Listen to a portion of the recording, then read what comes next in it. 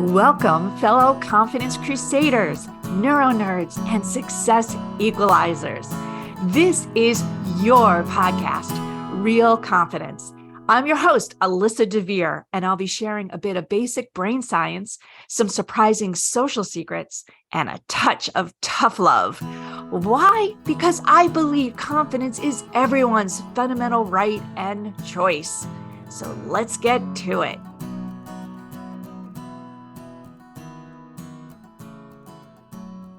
American Confidence Institute, ACI, is 10 years old.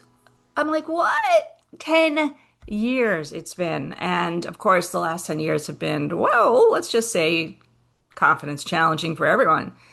But when I look back and I think how things have changed in terms of the knowledge, information, and understanding of what confidence is and how it manifests, a lot has changed and yet a lot has not. What do I mean by that? Well, back in the day, in 2015, 2016, 2017, and so forth, all the way to probably the last 4 or 5 years, when I used to talk about the amygdala, people would look at me like I was speaking literal Greek.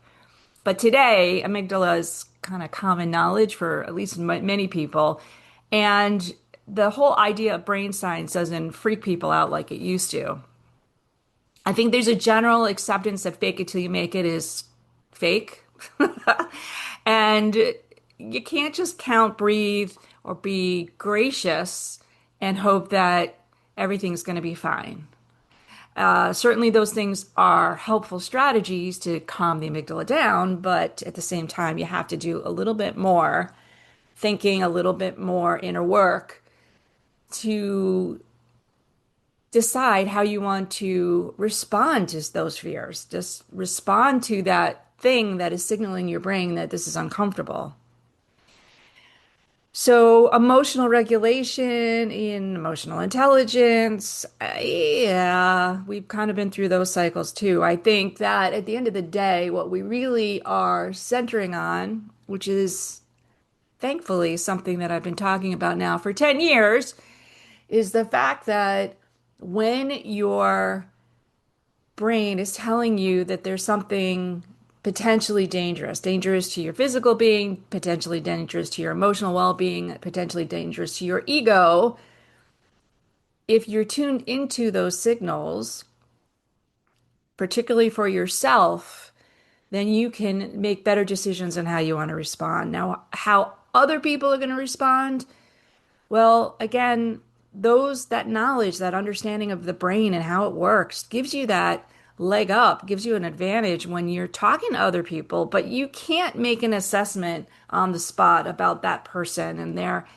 experiences, their traumas, and how they're going to respond. So, worrying about how you want to show up in the world, that's really, at the end of the day, the goal, right?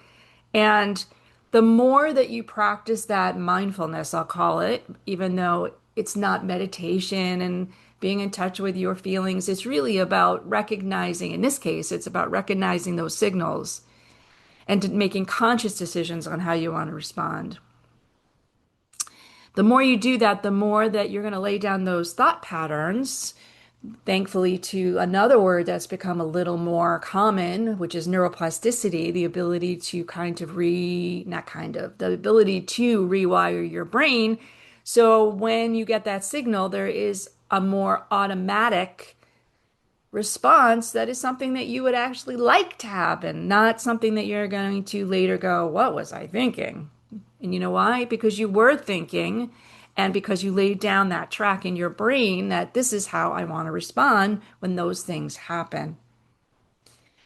And yes, you have to have a will to have a way, or in this case, a pathway. You have to have that decision to begin with that I want to be better, that I want to act according to my values, needs, and wants. I want to be more confident, and I want to show up in the world in a way that makes me feel proud and good. And so, in this 10th year of ACI, as I turn 60 this year as well,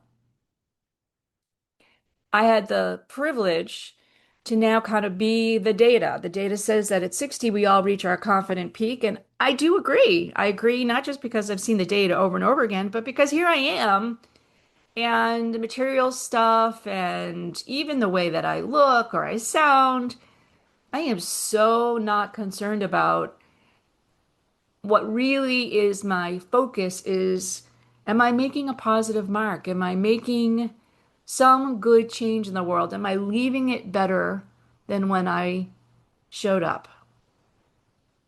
And so, as a parent, as an educator, as a wife, as a friend, as a daughter, and yes, as a podcaster, I'm hoping that your world is happier and more confident because I'm in it. It certainly is for me because you're in mine. Thanks for listening. Here's to 10 more years.